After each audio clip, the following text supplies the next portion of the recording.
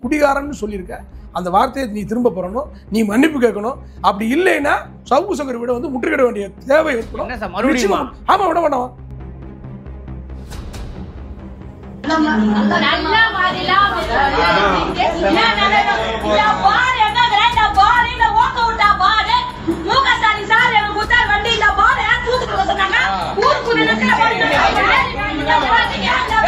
இந்த நாய்க்கு நான் என்ன பேசுறது தெரியல.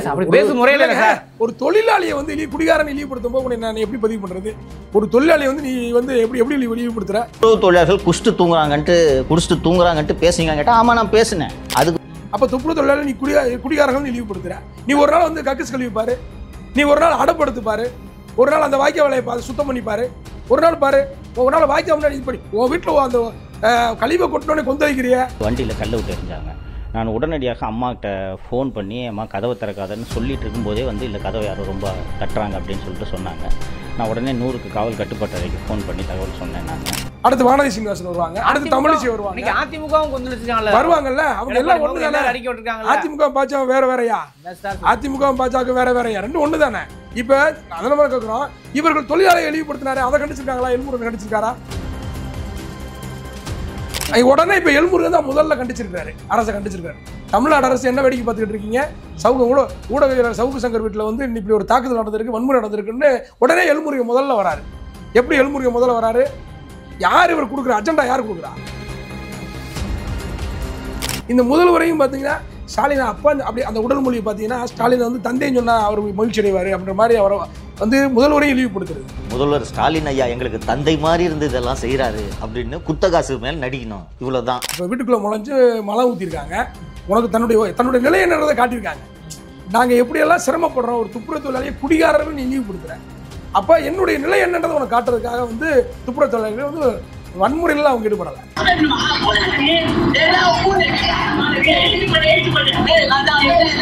ஒரு துப்புரவு தொழிலாளிக்கு வந்து ஒரு 50,000 மாசம் கொடுத்துட்டா 50 குடிச்சிட்டு ஜாலியா இருப்பேன். இந்த மாதிரி வார்த்தை ஒரு குடிகாரர்கள், ஒரு துப்புரவு தொழிலாளர் குடிகாரர்கள் 50 குடிச்சிட்டு ஜாலியா இருப்பேன், அவனுக்கு அது போதாதா அப்படின்னு ஒரு இழிவா அந்த உடல் மொழியெல்லாம் பார்த்தீங்க. அந்த நீங்க வாய்ப்பு இருந்தால் அதை பாருங்க. மாசம் உனக்கு நீ எந்த வேலையும் செய்யாம உனக்கு மாசம் ஒரு 50,000 ரூபாய் தரேன், குடிச்சிட்டு ஜாலியா இல்லை.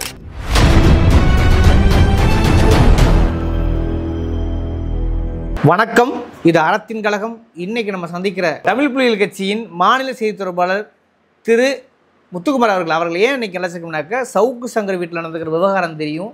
அங்கே பல்வேறு தரப்பட்ட குறிப்பாக துப்புரவு தொழிலாளர் சென்று தான் அந்த வீடை சூறையாட இருக்கிறார்கள். அதற்கான காரணம் என்ன, கோபம் என்ன, வேறு என்ன அங்கு நடந்தது என்றை நேரடியாக தெளிவாக கேட்போம். வணக்கம். வணக்கம். என்ன நடக்குது?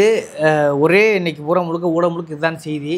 அப்படி என்ன இழிவாக பேசினார்? அதற்காக ஒரு வன்முறையெல்லாம் வந்து கட்டெடுத்துடுவது சரியா? சட்டப்படி அணுகுவதானே சரி? இது சரியா? இது எப்படி பார்க்குறீங்க? அதாவது வந்து பார்த்தீங்கன்னா துப்புரவு தொழிலாளர்களை தொழில் முனைவாராக்குவோம் அப்படின்ற திட்டத்தில் வந்து பார்த்தீங்கன்னா டாக்டர் அம்பேத்கர் அவருடைய பேரில் வந்து பார்த்தீங்கன்னா தமிழ்நாடு முதல்வர் வந்து ஒரு திட்டத்தை அறிவித்து அது கடன் லோன் மூலமாக ஒரு வாகனம், அந்த கழிவுநீர் சுத்திகரிப்பு வாகனம் வாங்குவதற்கான டெண்டர் அதெல்லாம் ஒரு பக்கம் போய்கிட்டு இருக்குது. துப்புரவு தொழிலாளர்கள் வாங்கி அந்த வாகனத்தை பயன்படுத்திகிட்டு இருக்காங்க.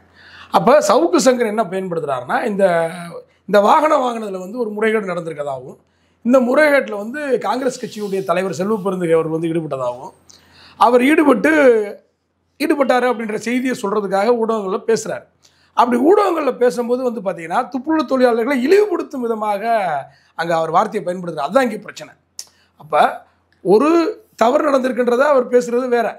ஆனால் அங்கே பேசும்போது சுட்டி காட்டப்படக்கூடிய தொழிலாளர்கள் அவர் எப்படி பதிவு செய்கிறாருன்னா, ஒரு துப்புரவு தொழிலாளர் பேரில் வந்து லாரியை இறக்கிட்டு அந்த லாரியை வந்து இவங்க லாபம் சம்பாரிச்சுட்டு ஒரு துப்புரவு தொழிலாளிக்கு வந்து ஒரு 50,000 மாதம் கொடுத்துட்டா 50 குடிச்சிட்டு ஜாலியாக இருப்பேன்.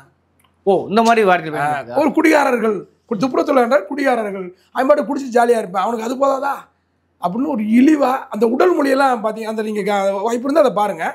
அந்த உடல் மொழியை சொல்கிற விதமே வந்து பார்த்தீங்கன்னா ரொம்ப மோசமாக துப்புரவு தொழிலாளர் இழிவுபடுத்து விதமாக. அப்படியே இன்னொன்று பார்த்தீங்கன்னா அப்படியே முதல்வரையும் இழிவுபடுத்துறது. ஏற்கனவே இந்த திட்டம் வரும்போது வந்து பார்த்தீங்கன்னா துப்புரவு தொழிலாளிகளுக்கு வந்து மீண்டும் வந்து இது ஒரு குலத்தொழில் செய்யக்கூடிய திட்டத்தை ஊக்குவிக்கிறார் முதல்வர் அப்படின்னு விமர்சனம். அதாவது எதையாவது ஒன்று சொல்லிகிட்டே இருக்கக்கூடாது. இப்போ ஆல்ரெடி ஏற்கனவே துப்புரவு தொழிலாளர்கள் வந்து துப்புரவு தொழிலாளர்களாக இருக்கவங்க வந்து பார்த்தீங்கன்னா ஒரு வருமானத்தை ஈட்டுவதற்கு ஒரு லோன் மூலம் ஒரு வண்டி எடுக்கிறாங்க. அதன் மூலம் அவங்க வருமானம் சம்பாதிச்சு தன்னுடைய பிள்ளைகளை படிக்க வைப்பாங்க. தன்னுடைய வாழ்க்கை முறையை அவங்க மாற்றிக்கிடுவாங்க. சரிங்களா? இப்போ இந்த தொழிலை செய்யணும்னு முதல்வர் வந்து இந்த சாதிக்காரங்க இந்த தொழிலை செய்யணும்னு யாரையும் சொல்லலை. யார் வேணாலும் அப்ளை பண்ணலாம். யார் வேணாலும் இதை அப்ளை பண்ணி செய்யலாம். இன்னொன்று, இந்த சவுக்கு சங்கர் மாதிரி கஞ்சா குடிக்கிறதுக்கு நான் ஒரு சொல்ல வர வேண்டியது என்னன்னு கேட்டிங்கன்னா, இன்றைக்கி துப்புரவு தொழிலாளர்ன்றது வந்து பார்த்திங்கன்னா ஒரு குறிப்பிட்ட சமூகம் கிடையாது. இன்றைக்கி துப்புரவு தொழிலாளர்கள் வந்து எல்லா சமூகத்திலையும் இன்றைக்கி துப்புரவு தொழிலாளர் மாறிட்டாங்க. இதுதான் யதார்த்த சூழல். இது வந்து இதை வந்து எப்படி அடிப்படைன்னா, இப்போ வந்து இப்போ வந்து விரிவுபடுத்த திட்டமாச்சு. இப்போ வார்டுகளெல்லாம் விரிவுபடுத்தப்படுது இல்லையா? இப்போ சென்னை மாநகராட்சியோ, மதுரை மாநகராட்சியோ, கோவை மாநகராட்சியோ, இப்படி பல்வேறு மாநகராட்சி விரிவுபடுத்தப்படும் போது ஆல்ரெடி அதாவது ஏற்கனவே 100 நாள் வேலை திட்டத்தில் பார்த்தவங்க இருக்காங்க, பார்க்குறவங்க இருக்காங்க. இது போக கிராம வளர்ச்சி அந்த வேலை பணிகளில் பார்க்குறவங்க இருக்கலாம். இவங்கெல்லாம் வந்து பார்த்திங்கன்னா துப்புரவு தொழிலாளர்களாக மாறி இருக்காங்க.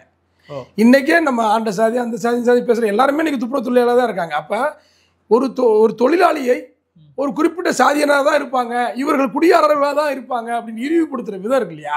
இவரே ஒரு குடியார பையன் தான். இவர் மீதே கஞ்சா வழக்கு இருக்குது. கஞ்சா வாங்குறதுக்காக இங்கேருந்து பல்வேறு ஊர்களில் போய் நின்று கஞ்சாவை குடிச்சிட்டு 3 நாள் நான் கஞ்சாவை குடிச்சிட்டு வந்து போதையில் தான் ஊடகங்களே பேசுறது.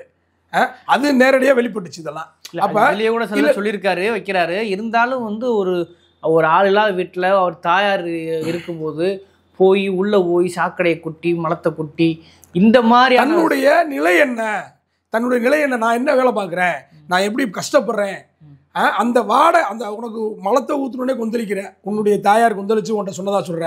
சரி, அந்த அந்த இப்போ வீட்டுக்குள்ளே மழை ஊற்றிருக்காங்க, உனக்கு தன்னுடைய நிலை என்னன்றதை காட்டியிருக்காங்க.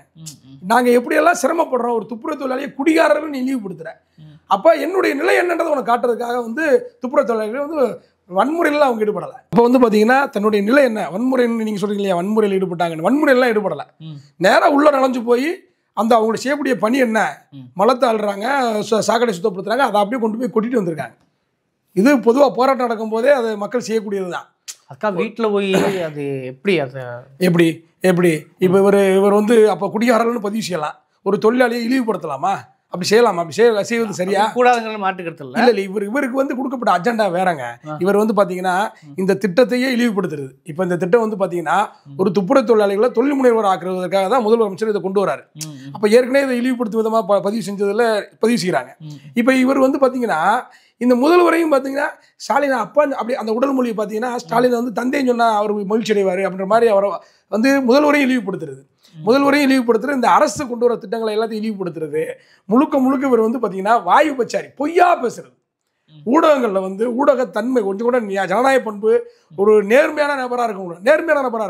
நேர்மையான விவாதமே பண்ண மாட்டார் அவர். முழுக்க பொய்யை மட்டும்தான் பரப்புவார். இப்போ இந்த பொய்யை பரப்புறதுக்கு யார் அஜெண்டா கொடுக்குறாருன்னா பிஜேபி தான். என்ன சொல்றீங்க? உடனே இப்போ எல்முருகன் தான் முதல்ல கண்டிச்சிருக்காரு, அரசை கண்டிச்சிருக்காரு. தமிழ்நாடு அரசு என்ன வேடிக்கை பார்த்துக்கிட்டு இருக்கீங்க? ஊடகவியலாளர் சவுக்கு சங்கர் வீட்டில் வந்து இப்படி ஒரு தாக்குதல் நடந்திருக்கு, வன்முறை நடந்திருக்குன்னு உடனே எல்முருகன் முதல்ல வராரு. எப்படி எல்முருகன் முதல்ல வராரு? யார் இவர் கொடுக்குற அஜெண்டா, யார் கொடுக்குறா? எப்படியாவது தமிழ்நாடு அரசை இழிவுபடுத்தணும். தமிழ்நாடு அரசு எந்த திட்டத்தை கொண்டு வந்தாலும் அதை மக்கள் மத்தியில் கொண்டு போய் இழிவாக கொண்டு போய் சேர்க்கணும். ஒரு சாரார்கிட்ட சவுக்கு சங்கர் இப்போ இந்த கஞ்சா குடிச்சிட்டு பேசுகிற சவுக்கு சங்கர் பேசக்கூடிய இந்த காணொலியில் வந்து ஒரு சாராரை கொண்டு போய் தமிழ்நாடு முதலமைச்சர் இழிவுபடுத்துன்ற நோக்கத்தில் கொண்டு போய் சேர்க்கிறது. இதுக்கு வந்து பின்னணியில் யார் இருக்கான்னா எல்முருகன் தான், பிஜேபி தான். இப்போ எல்முருகன் வேகமாக அறிக்கை விடுறாரு. 2 அடிப்படையில் அறிக்கை விடுறாரு. அடுத்து அண்ணாமலை அறிக்கை விடுவார். அடுத்து வானதி சீனிவாசன் வருவாங்க. அடுத்து தமிழிசை வருவாங்க. வருவாங்கல்ல, அவங்க எல்லாம் ஒன்று தானே. அதிமுக பாஜக வேறையா? அதிமுக பாஜக வேறையா? ரெண்டும் ஒன்று தானே. இப்போ அதனால கேட்குறோம், இவர்கள் தொழிலாளரை இழிவுபடுத்தினாரு, அதை கண்டிச்சிருக்காங்களா? எல்முருகன் கண்டிச்சிருக்காரா? சவுக்கு சங்கர் இப்படி பேசக்கூடாது, தொழிலாளர்கள் இழிவுபடுத்தி பேசியதும் தவறுன்னு சொல்லியிருக்காங்களா? அதிமுக சொல்லியிருக்கா? எல்முருகன் சொல்லியிருக்காரா? நான் அறிக்கையை படித்தேன், அப்படி சொல்லலையே. அப்போ நீங்கள் ஏன் ஒரு சாரா இருக்கீங்க? நீங்கள் யாருக்கு ஆதரவாக இருக்கீங்க? தமிழ்நாடு முதல்வர் இழிவுபடுத்தக்கூடிய சவுக்கு சங்கருக்கு நீங்கள் ஆதரவாக இருக்கீங்க. தொழிலாளர்கள் துப்புரவு தொழிலாளரை இழிவுபடுத்தக்கூடிய சவுக்கு சங்கருக்கு நீங்கள் ஆதரவாக இருக்கிறீங்க. இது எப்படி சரியாக இருக்கும்?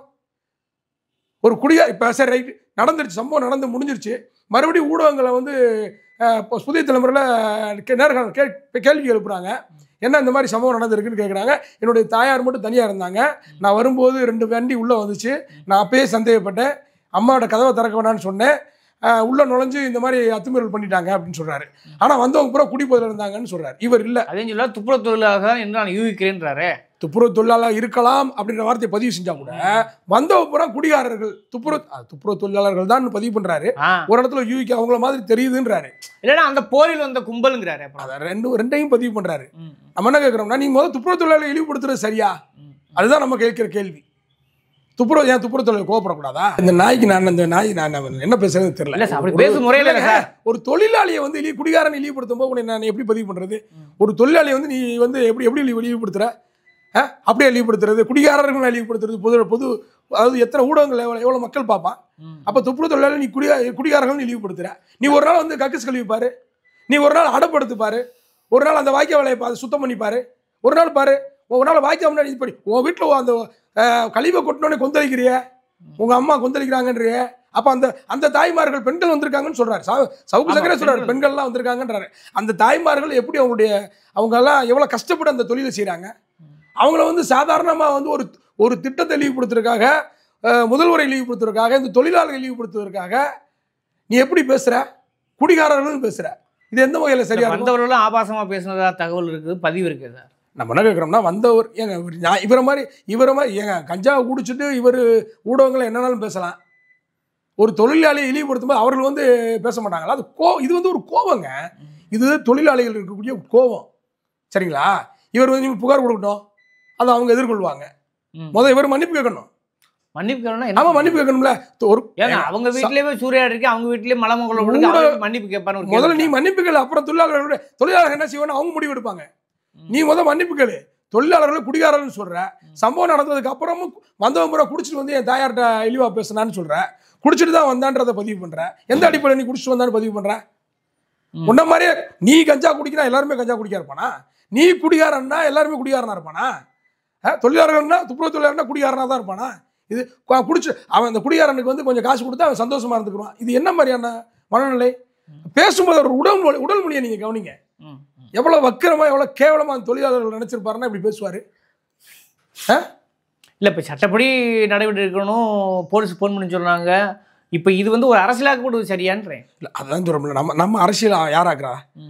இவர் வீட்டில் தாக்குதல் நடந்த உடனே முதல்ல அறிக்கை யார்கிட்ட இருந்து வருது?